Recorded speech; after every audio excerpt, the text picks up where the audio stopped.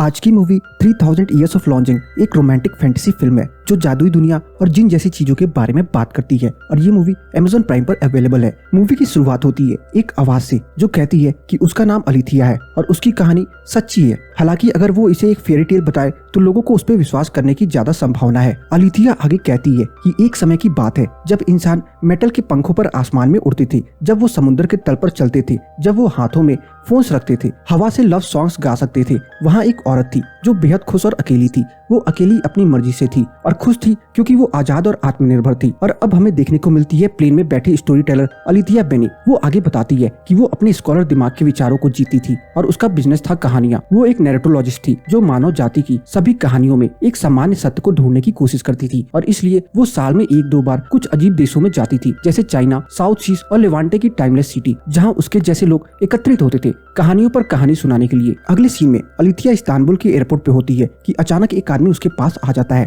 और कहता है कि इस्तांबुल के रहस्य और उसकी आंखों का रंग बदलता है। पर तभी कोई अलिथिया को आवाज लगाता है और वो जिन वहाँ से चला जाता है। प्रोफेसर गुआन वहाँ आते हैं और अलिथिया का स्वागत करते हैं और उनका परिचय ब्रिटिश काउंसिल की लेडी से करवाते हैं। जब कार में अलिथिया गुआन से पूछती है कि क्या उसने एयरपोर्ट पे उस आदमी को देखा और उसका हुलिया बताती है तो वो कहते हैं तो हो सकता है कि उसका सामना एक जिन से हुआ हो। अलिथिया के पूछने पर वो कहता है कि उसका ऐसा मानना है कि कुछ ऐसे लोग जिन्हें जिन, भूत और एलियन जैसी चीजों पर विश्वास करने की आवश्यकता है। इसके बाद गुहान उसे होटल में उसके रूम तक छोड़ता है। नेक्स्ट सीन में अलिथिया और प्रोफेसर गुहान एक इवेंट एडवेंचर्स इन नैरेटोलॉजिस्ट में स्टेज प्रेजेंट कर रहे होते हैं, जहां अपने लेक्चर के दौरान अलिथिया को एक इंसान दिखता है जो या तो जिन या आत्मा होती है और उस पे आक्रामक हो जाती है, जिस वजह से अलिथिया स्टेज पे ही बेहोश हो जाती है। जब बाद में उसके होश में आने पर गुहान उससे उसका हाल पूछ रहा होता है तो वो कहती है कि शायद उसकी इमेजिनेशन उस पे हावी हो रही है और उसे ये एक चेतावनी की तरह दिखती है। अलिथिया की आवाज में शुरू हुई उसकी खुद की कहानी आगे बढ़ती है और वो कहती है अगर किस्मत है तो क्या हम उससे बच सकते हैं, कौन ही कह सकता है। लेकिन मैं आपको ये बताती हूँ, इस्तांबुल के ग्रैंड बाजार में कुल 63 स्ट्रीट्स हैं और 4000 दुकानें और उन्हीं दुकानों में एक में 3 रूम है और उन कमरों में सबसे छोटे कमरे में कुछ नई पुरानी चीजों का ढेर लगा था और ढेर के एकदम नीचे से उसने एक मोमेंटो चुना। अलिथिया उसके बारे में शॉपकीपर से पूछती है और वो उस प्राचीन बोतल को खरीद लेती है। वो कहती है कि उसे यकीन है कि उसकी एक दिलचस्प कहानी होगी। अगले सीन में दिखाते हैं कि अलिथिया अपने होटल में है और रूम सर्विस से ब्रेकफास्ट ऑर्डर करती है। फिर उसकी नजर अपनी लाई हुई बोतल पे पड़ती है और वो उसे धुलने लग जाती है और तभी बोतल का कैप खुल जाता है और उसमें से एक बहुत बड़ा जिन निकलता है। वो पहले तो उसकी विशाल रूप को देख के घबरा जाती है और सोचती है कि ये सिर्फ उसकी कल्पना है, पर जब उसे रियलाइज होता है कि वो एक असली जिन है, अलिथिया उससे कहती है कि उसे नहीं लगता कि वो अंग्रेजी बोलता होगा, जर्मन, स्पेनिश या ग्रीक। जिन ग्रीक भाषा में उससे बात करता है और कहता है कि अलिथिया को उससे डरने की जरूरत नहीं है और ना ही वो उसके साथ लापरवाही से व्यवहार करेगा। वो कहता है कि बोतल से आजाद करने के लिए वो अलिथिया का आभारी है और उसे उसकी 3 इच्छाएं पूरी करनी होंगी। वो बताता है कि वो अनलिमिटेड विशेष या फिर अमर होने की विश नहीं मांग सकती और ना ही वो सभी दुखों को समाप्त कर सकता है। ये उसकी सीमाएं हैं जिनसे अलिथिया सहमत होती है। इसके बाद टीवी में चल रहे शो की मदद से वो इंग्लिश सीख जाता है और इंग्लिश भाषा का प्रयोग करने लगता है। वो जादू से टीवी में चल रहे एल्बर्ट आइंस्टीन को बाहर निकाल के अलिथिया के सामने ला देता है और कहता है कि वो उसे बड़ा कर सकता है। अगर अलिथिया इसे बात कर सकती है वो असलियत है, जिसपे अलिथिया उसे तुरंत आइंस्टीन को वापस से टीवी के अंदर डालने को कहती है। इसके बाद जिन उससे पूछता है कि वो क्या विश करना चाहती है, उसकी हार्ट डिजायर क्या है। अलिथिया कहती है कि उसे वक्त चाहिए और वो उसे धीरे लेना है। जिन कहता है कि उसके पास दुनिया का सारा समय है और उससे कहता है कि वो अपने बारे में बताए। वो बताती है कि उसका नाम अलिथिया बेनी है और टर्की में वो एक कॉन्फ्रेंस के लिए आई हुई थी और वो अपने होमलैंड एक दिन बाद वापस चली जाएगी। इसके अलावा उसे एक कन्फेशन भी करना है, कुछ ऐसा जो उसने किसी को नहीं बताया। वो बताती है कि जब वो छोटी थी तब एक लड़का था जो उसका पहला प्यार नहीं था और वो ना ही इंसान और ना ही जिन था। वो बताती है कि जब वो एक गर्ल्स स्कूल में थी तब से ही वो हमेशा अकेले खुद में रहना पसंद करती है और ये लड़का एंजो वो उसके पास आया और वो उसे कहानियां सुनाता था एक ऐसी भाषा में जो सिर्फ वो और अलिथिया समझते थे। जब कभी अस्थमा की वजह से अलिथिया को सांस लेने में दिक्कत होती थी, वो अकेली होती थी, एंजो उसके पास रहता था। अलिथिया को डर था कि वो चला जाएगा, इसलिए उसने उसके बारे में सब कुछ अपनी कॉपी में लिखा। पर धीरे धीरे उसे लगने लगा कि ये सब बहुत सिली चीज है और उसने एंजो से भरी किताब को आग में जला दिया और उसके बाद एंजो हमेशा के लिए गायब हो गया। तब तक उसके डोर पे नॉक होती है और रूम सर्विस आ जाती है। अपना ब्रेकफास्ट लेने के बाद जब अलिथिया वापस अपने बेडरूम में जाती है तो जिन एक आम इंसान की साइज में आ चुका होता है। अलिथिया उससे पूछती है कि वो उसकी बोतल में कैसे जाएगा, जिसपे जिन कहता है कि ये एक लंबी कहानी है। वो उसकी तीसरी कैद थी, जिसपे अलिथिया आश्चर्य से पूछती है कि वो एक बोतल में 3 बार कैद कैसे हुआ। वो कहता है कि भले ही वो एक जिन है पर वो बेवकूफ भी है और महिलाओं से बातचीत करने में काफी दिलचस्पी रखता है और उसे भविष्य में संभल कर रहना होगा। अलिथिया उससे पूछती है कि पहली बार वो कैसे कैद हुआ, जिसपे वो बताता है कि अपनी डिजायर्स की वजह से, जो कि क्वीन ऑफ शिवा के लिए थी। वो बताता है कि शिवा उससे रिलेटेड थी क्योंकि उसकी माँ भी एक जिन थी। वो कहता है कि उसने कभी किसी को उस जैसा नहीं चाहा, पर शीबा के लिए वो सिर्फ एक खिलौना था, उसका विश्वास पात्र था, और अगर किंग सुलेमान नहीं होता तो शायद वो उससे ज्यादा भी बन सकता था। सुलेमान उसे लुभाने के लिए रेगिस्तान के पार से आया था, जिस पर अलिथिया पूछती है कि क्या ये सच नहीं कि शीबा उसके पास गई थी, जैसा कि सभी किताबों, पेंटिंग्स और कहानियों में लिखा है। यहाँ तक कि हैंडल ने उस पर म्यूजिक भी लिखा है, जिसपे जिन कहता है कि वो खुद उस वक्त वहाँ पे था, सुलेमान उसके पास आया था। अगले सीन में दिखाते हैं कि सुलेमान शीबा के महल में आया होता है। जिन बताता है कि उसने म्यूजिक से शुरुआत की।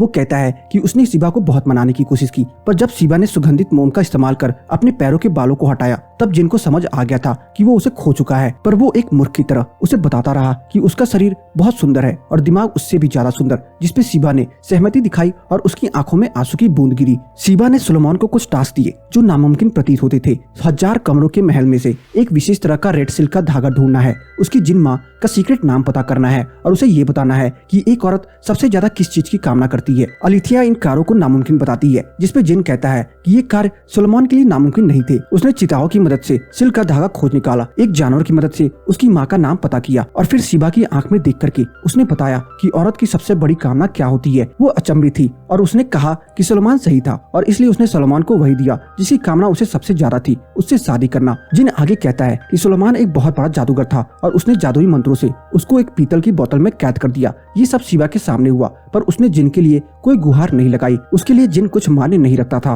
और इस वजह से उसको रेड सी में डाल दिया गया, जहाँ उसने 2500 साल गुजारे। अलिथिया उससे पूछती है कि सोने के अलावा एक बोतल में 2500 साल के लिए कोई क्या कर सकता है, जिसपे जिन बताता है कि जिन सोते नहीं। अलिथिया के पूछने पर वो बताता है कि पहले 100 साल वो अपनी किस्मत को कोसता रहा। उसने हर एक भगवान से प्रार्थना की और जब उसे कोई जवाब नहीं मिला, तब उसने अपनी खुली आंखों से सपने देखने शुरू कर दिए। वो अपनी जिंदगी में बिताए हर एक पल के बारे में सोचता था और जब वो ये करके थक जाता था, तब वो दोबारा प्रेयर करने लगता था और अंत में उसने एक चाल चली। उसने प्रार्थना की कि वो बोतल में ही कैद रहे। अलिथिया उससे पूछती है कि क्या ये चाल काम की, जिसपे जिन कहता है कि किसी चीज की ख्वाहिश नहीं रखना, एक बोतल में कैद रहने के सिवा किसी और चीज की चाह ना रखना, ये जिन के लिए काम नहीं करता, बल्कि ये उन्हें मौत के करीब ले जाता है। इसके बाद अलिथिया उससे पूछती है कि क्या उसे शीबा का सवाल का जवाब पता है कि औरतें सबसे ज्यादा किस चीज को चाहती हैं, जिसपे जिन कहता है कि क्या अलिथिया खुद इसका जवाब नहीं जानती, अगर वो नहीं जानती तो वो उसे बता भी नहीं सकता। वो कहती है कि हम सब सेम चीज नहीं चाहते, जिसपे जिन कहता है कि उसे उसकी ख्वाहिश बिल्कुल भी साफ नहीं है। अलिथिया कहती है कि उसके पास जीवन में इस वक्त हर वो चीज है जिसकी उसे जरूरत है। जिन उससे पूछता है कि क्या वो एक पत्नी है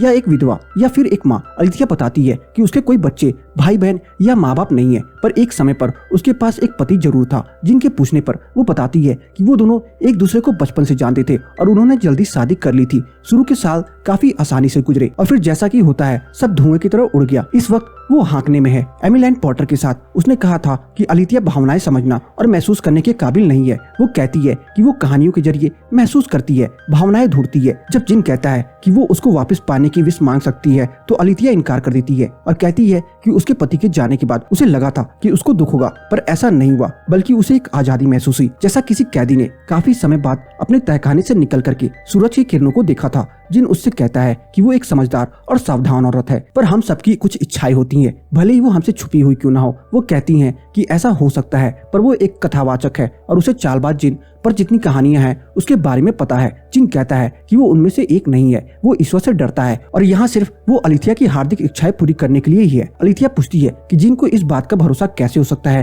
कि वो जिसकी विश पूरी कर रहा है उस पर रियली ट्रस्ट कर सकता है, और कहती है कि विशेष पूरी करने वाले को कोई भी कहानी कभी अच्छे से खत्म नहीं हुई है। जिसपे जिन कहता है कि इस कहानी के लेखक वो दोनों हैं और वो चाहे तो हर ट्रैप को अवॉइड कर सकते हैं। अलिथिया कहती है कि अगर वो कोई विश ही नहीं मांगती तो क्या। इस पर जिन कह ही रहा होता है कि ऐसा करना हानि का कारण बन सकता है, और अचानक से वो बड़ा हो जाता है और उसका सर दीवार से लड़ जाता है, पर वो तुरंत ही वापस नॉर्मल साइज में आ जाता है और कहता है कि उसे अपने दूसरे कैद के बारे में बताना पड़ेगा। अगले सीन में जिन बताता है कि उसे कभी नहीं पता चला कि उसकी बोतल रेड सी से बाहर कैसे आई और वो एक एम्पायर की वॉल पे आ गया, जहाँ एक लड़की जो कि प्यार में थी उसे वो बोतल मिली। इस कहानी का नाम रहता है कि एक जिन की विस्मृति। वो बताता है कि गुल्टन अपस्ट्रॉइंग के आंगन में दास के रूप में रहती थी और जब वो उसे देखती है तो बेहोश हो जाती है और जिन को उसे वापस जगाने में काफी मुश्किल होती है। ग्लूटन जिन को बताती है कि वो एक आदमी से बेहद मोहब्बत करती है और उसे तुरंत पाना चाहती है। वो जिसे चाहती थी वो प्रिंस मुस्तफा था, जो कि सुलेमान के सबसे बड़े बेटे थे और उनके सिंहासन के संभावित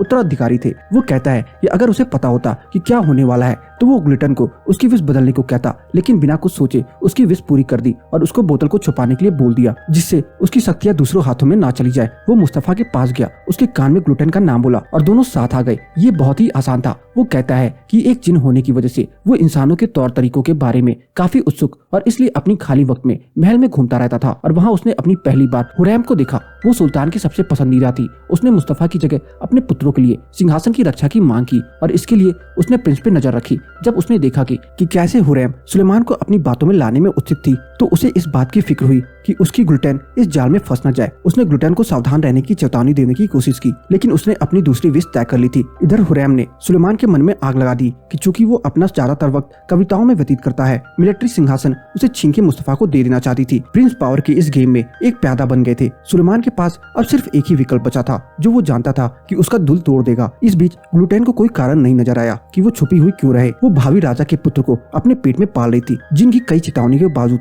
ग्लूटेन ने अपनी गर्भावस्था को नहीं छुपाया और जल्दी सुलेमान को इसकी खबर लग गई। मुस्तफा अपने पिता के पास अपनी वफादारी दिखाने बहुत ही विनम्रता से आता है, पर अपनी साजिशों की मदद से सुलेमान उसको मार देता है। बस कुछ शब्द और ग्लूटेन अपने बच्चे को सेफली पैदा कर पाती, पर वो अपने ही कातिलों के हाथ में चली गई, जिन उसके पीछे भागा, पर एक जादूगर ने उसे रोक लिया। ग्लूटेन ने खुद को बचाने की कोई विश नहीं की। हम दोनों को बचाने की कोई कामना नहीं की गई। तो आप कह सकते हैं कि मैं वहाँ था या मैं वहाँ नहीं था, लगभग मुक्त हो गया था और बिना पूरी हुई तीसरी इच्छा के कारण इस दुनिया से बंध गया था। अलीथा पूछती है कि क्या कोई और उसकी विश पूरी नहीं कर सकता था और उसको आजाद कर सकता था, जिसपे जिन कहता है कि ये उसकी एकमात्र आशा थी, पर वो एक भूत की तरह अदृश्य था और उसकी बोतल में एक मृत लड़की के बाथरूम में एक पत्थर के नीचे छुपी हुई थी। उसने 100 साल तक अपनी सारी कोशिशें की कि कोई एक इंसान उसको महसूस कर सके और उसकी तरफ अट्रैक्ट हो जाए, और फिर 1620 में आशा एक तलवार वाले लड़के के रूप में सामने आती है। इस कहानी का नाम है दो भाई और एक राक्षसी, जिन किसी तरह उस लड़के को अपनी बोतल के पास तक लाने में कामयाब हो जाता है। पर जैसे ही वो बोतल उसको मिलने ही वाली होती है, उसकी माँ उसे ढूंढ लेती है। उसकी माँ कोसम ओतमा सुल्तान अहमद की विधवा है और वो लड़के सिंहासन की कतार में अगले हैं। जब जिन मुराद के पैरों के बाल दिखता है तो वो समझ जाता है कि उसकी ब्लड लाइन में जिन की पावर है। जिन उसका हर जगह पीछा करने लगा, जिससे वो दोबारा उसका ध्यान खींच सके। पर 11 साल की उम्र में मुराद सिंहासन पर बैठा है और सुल्तान मुराद फोर्थ बन जाता है और अपने राजकाज के कामों में जिनको और ज्यादा खो देता है। 20 की उम्र में वो अपनी सेना को वॉर में लीड करता है, उनके साथ खड़े होकर लड़ता है। वो कहता है कि आशा एक राक्षस है और मैं उसका खिलौना हूँ। वो बताता है कि कोसम मुराद के छोटे भाई इब्राहिम को सुरक्षित रखने के लिए महल में एक कमरे में बंद कर देती है। इब्राहिम बड़ी और मोटी औरतों से अट्रैक्ट रहता है, इसलिए कोसम उसे ऐसी औरतें उसके पास देती है। इब्राहिम की इस फेटिश की वजह से जिनकी किस्मत बदल जाती है। वो बताता है कि मुराद जब वॉर से जीत के वापस आता है, वो खून का प्यासा हो जाता है और जब जिन उसे अकेला पाता है, वो दोबारा उसकी ध्यान अपनी तरफ खींचने में कोशिश करता है। अलिथिया उसे पूछती है कि क्या उसके लिए मायने रखता था कि इतना लालची आदमी उसे किस तरह की विश मांग सकता है, जिसपे जिन इनकार कर देता है। अलिथिया कहती है कि भले ही वो विशेष बहुत ज्यादा एविल हो, तब भी नहीं। उस पे जिन कहता है कि अगर उसका मतलब मेरी आजादी होता है तो नहीं। पर मुराद को लगता था कि वो अजय है और उसे अपने सभी दुश्मनों से छुटकारा पाने की जरूरत है। वो अपने भाई इब्राहिम के पास जाता है, पर उसकी हालत देख के वापस चला आता है। कोसम मुराद को अपने खून की प्यास से डिस्ट्रैक्ट करने के लिए उसे शराब की लत लगवा देती है और फिर वो उसके लिए कुछ बेहद अच्छे कथावाचक को भेजती है, जिन्हें मुराद मार डालता है, सिवाय एक के जिसके अंदर उसे लुभाने की काबिलियत थी। वो उसका एकमात्र दोस्त बन गया। जिस दिन वो बूढ़ा कथावाचक मरा, मुराद बेहद दुखी हो गया और अपनी आखिरी सांस तक शराब पी के मर गया। और वो वहाँ है, अपनी ही विस्मृति के लिए छोड़ दिया गया। कोई उसकी आवाज सुनने वाला नहीं था, कोई उसे जानने वाला नहीं था, न ही उसे महसूस करने वाला था। कोई कल्पना भी नहीं कर सकता था उस बात की जिसपे अलिथिया कहती है कि वो उसके अकेलेपन को समझ सकती है। जिन पूछता है कि क्या वो इस बात से सहमत है कि हमारा अस्तित्व तभी है जब हम दूसरों के लिए वास्तविक है। अलिथिया इससे सहमत होती है। वो कहता है कि अगर अलिथिया कोई विश नहीं मांगती तो यही उसकी किस्मत होगी। जिन उसकी कहानी आगे बढ़ाता है और बताता है कि मुराद की मौत के बाद इब्राहिम को सिंहासन सौंप दिया गया। उसके बाद उसकी सभी उपस्त्रियों में सबसे पसंदीदा सुगर लम्प को महल में हर जगह घूमने की आजादी दी जाती है और उस सीक्रेट बाथरूम का पता चलता है। सुगर लम्प उस बाथरूम में नहाने का निर्णय लेती है और वहाँ फिसल के गिर जाती है और उसे जिन की बोतल मिल जाती है। पर जैसे ही जिन उसके सामने आता है, सुगर लम्प उसको एक चालबाज जिन समझ के विश मांगने लगती है कि वो बॉस्फोरस के ताल पर एक बोतल में वापस आ जाए और इस तरह वो दोबारा कैद हो जाता है। अलिथिया जिन से कहती है कि क्यों ना वो वापस अपनी बोतल में चला जाए और अलिथिया उस बोतल को किसी ऐसे शख्स को दे दे जिसे उसकी सबसे ज्यादा जरूरत हो। पर जिन बोतल में वापस जाने से इनकार कर देता है और कहता है कि उसकी जिद से उसका सर दर्द हो रहा है। अलिथिया इस पे कहती है कि वो इसी वक्त 3 विशेष मांगती है। पहले कि जिन का सर दर्द खत्म हो जाए, दूसरे की उसे वैसी चाय और मिल जाए, और तीसरी कि उसे वो चीज बॉल और मिल जाए। जिस पे जिन कहता है कि वो उसका मजाक उड़ा रही है और कहता है कि वो सुलेमान के द्वारा कैद इसलिए हुआ था क्योंकि उसने अपनी हार्दिक इच्छाएं प्रकट की थी और उसे अपनी आजादी अलिथिया की 3 हार्दिक इच्छाएं पूरी करके ही मिलेगी। उसके बीच थोड़ी बहस हो जाती है और अलिथिया कह देती है कि वो कामना करने लगी कि वो दोनों कभी मिले ही ना होते। जैसे ही अलिथिया ऐसा बोलती है, जिन चिल्ला के उसे ये कहने से मना करता है। अलिथिया के हाथ में जो बोतल रहती है वो टूट जाती है। इसके बाद जिन अपनी तीसरी कैद की कहानी बताता है। जफिर के परिणाम। जफिर 12 साल की उम्र में एक अमीर व्यापारी की पत्नी बन गई थी जो उससे काफी बड़ा था और जफिर को एक चिड़िया की तरह पिंजरे में बंद करके रखता था। उसकी 2 और बीवियां थी जो जफिर को बिल्कुल पसंद नहीं करती थी और उससे बात नहीं करती थी। हर कोई उसका मजाक उड़ाता था, यहाँ तक कि वहाँ के नौकर भी। उसके पास ना तो शिष्टाचार था और ना ही कोई सीख। वो बहुत सुंदर भी नहीं थी और बिना वजह के क्रोधित रहा करती थी। उसके पास जिन की बोतल एक प्यार की निशानी के तौर पे उसके पति द्वारा दी गई और जब जफिर अपने पति को संतुष्ट करके अकेली थी तब उसने उस बोतल को खोलने की कोशिश की और उसमें से जिन निकला, जिसकी स्टेज 1 इलेक्ट्रोमैग्नेटिक वेव्स है, stage 2 vapour, stage 3 organic particles और स्टेज 4 फॉर्मेशन ऑफ ऑर्गन्स है। वो बताता है कि जफिर काफी बुद्धिमान थी और वो समझ गई थी कि जिन आजादी और बातचीत के लिए बेताब था। जिन ने उसको अपनी कहानियां सुनाई और जफिर ने उसको वो चीजें दिखाई जो उसने बनाई थी। उसे डाविंची की तरह याद किया जा सकता था। वो एक प्रतिभाशाली कलाकार थी पर उसकी कला देखने वाला कोई नहीं था। जफिर ने जिन को बताया कि अब वो अपार युक्त शक्ति से भरी हुई थी। उसने लगने लगा था कि वो एक चुड़ैल हो सकती है, लेकिन अगर वो पुरुष होती तो उसकी बुद्धि को आमतौर पर स्वीकार कर लिया गया होता। वो सिखाने को उत्सुक महिला थी और जिनको पता था कि उसकी पहली इच्छा क्या होगी और इस विश को पूरा करने में जिनको काफी खुशी मिली। वो जफिर को हर तरह का ज्ञान देने के लिए उसे किताबें देता है। वो उसे history, philosophy, language, poetries, astronomy, mathematician सब सिखाता है। उन्होंने उन किताबों को बॉटल्स में डाल के कलेक्ट किया। उनके पास उस कमरे में पूरी दुनिया थी और जिन उसे अपना दिल दे बैठा। जिन बताता है कि जब जफिर का पति उसके कमरे में आता था, जिन बाहर चला जाता था और वापस आके जफिर को बताता था कि उसने बाहर क्या क्या देखा। जिन की बातें सुन के वो बहुत खुश हो जाती थी पर फिर दुखी भी हो जाती थी। अलिथिया पूछती है कि जफिर ने अपनी आजादी की विश क्यों नहीं मांगी। तब जिन बताता है कि उसके लिए कुछ और था जो ज्यादा जरूरी था। जफिर एक मैथ्स पजल सॉल्व नहीं कर पा रही थी। उसने अपनी धारणाएं के दरवाजे खोलने के लिए एक कुंजी की आवश्यकता थी, इसलिए उसने अपनी दूसरी विश का इस्तेमाल किया। जिन ने उसे जिनॉन की तरह जागते हुए सपने देखना सिखाया और इस तरह समाधान उसके पास आए। वो इलेक्ट्रोमैग्नेटिक फील्ड्स और फोर्सेस को एक्सप्लेन करने में सक्षम थी जिनसे जिन बने हैं। और फिर जब जफिर और जिन का बच्चा उसके पेट में पल रहा था, जिन काफी खुश हो गया था। वो बताता है कि वो जफिर से बेहद मोहब्बत करता था। उसने जफिर को सेबा से भी ज्यादा चाहा था, अपनी खुद की आजादी से भी ज्यादा प्यार किया था और इस वजह से जफिर को अपने पास रखना, उसे एक कैदी जैसे बनाए रखना उसकी कामना बन गई और उसको आजाद करने की सोच भी उसका दिल दुखा देती थी और उसने अपने आप को उससे आजादी की विश मांगने से रोकते हुए पाया। जफिर ने उसे बंदी बनाए रखने के लिए जिनको आरोपी ठहराया, ठीक उसकी पति की तरह। जिन ने उसे मनाने की काफी कोशिशें करी और अपने आप को बोतल में कैद करने के लिए भी कहा। जब वो बोतल के अंदर जा रहा होता है तभी जफिर ये विश मांग लेती है कि काश वो भूल जाए कि वो जिन से कभी मिली भी थी और ये आखिरी विश होने की वजह से वो जिन को पूरी तरह से भूल जाती है। वो अलिथिया से कहता है कि किसी को इतना प्यार करना गलत कैसे हो सकता है। अलिथिया कहती है कि उसकी एक विश है पर उसे डर है कि ये विश मांगना बहुत ज्यादा हो जाएगा। जिनके पूछने पर वो कहती है कि ये विश उसकी हार्ट डिजायर है। वो कहती है कि वो यहाँ उससे प्यार करने के लिए है और विश मांगती है कि जिन भी उससे मोहब्बत करे। वो कहती है कि उसे जिनका वो प्यार चाहिए जो उसे क्वीन ऑफ सेबा से हुआ था। उसकी जीनियस जफिर से हुआ। जिन उसके पास आता है, कुछ शब्द बोलता है, उसका हाथ पकड़ के उसे अपने नजदीक लाता है और उसे किस कर लेता है। अलिथिया की आवाज में कहानी आगे बढ़ती है और वो कहती है कि मैं तुम्हें कैसे समझाऊं कि मुझे एक बार एक जिन से प्यार हुआ था। किसी भी स्थिति में बहुत कम लोग ही मुझ पर विश्वास करेंगे। प्यार कोई ऐसी चीज नहीं है जो हम तर्क से कराते हैं। ये एक वेपर की तरह है, शायद एक सपना है जो हमें अपनी कहानियों के जादू में फंसाता है। क्या ये सच है या सिर्फ पागलपन? यदि ऐसा नहीं है तो हम कैसे जानेंगे कि क्या ये सच है या बस एक पागलपन? नेक्स्ट सीन में अलिथिया सो के उठती है और फिर जिनसे कहती है कि वो आज लंदन के लिए निकल रही है और पूछती है कि क्या वो उसके साथ चलेगा। इसके बाद एयरपोर्ट में उसकी चेकिंग के दौरान उसकी जेब से एक बोतल निकलती है जो पूरी खाली रहती है। सिक्योरिटी ऑफिसर उस बोतल को एक्सरे के लिए डाल देते हैं और कुछ ना निकलने पर उसे वापस कर देते हैं। इसके बाद अलिथिया अपने घर पहुंचती है और उस बोतल को टेबल पर रख करके कैप खोलकर रख देती है और ऊपर अपने कमरे में चली जाती है। जब वो नीचे आती है तो जिन बोतल से निकल आया होता है और वो उसके गार्डन में खड़ा होता है। वो कहता है कि यहाँ की हवाएं घनी है, यहाँ काफी आवाज है और कई चेहरे हैं। वो अलिथिया को सुनाता है कि कैसे उसके सर में सारी आवाजें चलती हैं। उसे जब सुनाई और दिखाई देता है तब तक अलिथिया के पड़ोसी खिड़की से बाहर निकलते हैं और उसे बात करने लगते हैं और उसकी उन दोनों बुढ़ी पड़ोसियों से बहस हो जाती है। वो गुस्से में अंदर आ जाती है पर जिन जादू से उसके दिमाग में उस शोर की जगह एक मधुर संगीत डाल देता है और वो शांत हो जाती है।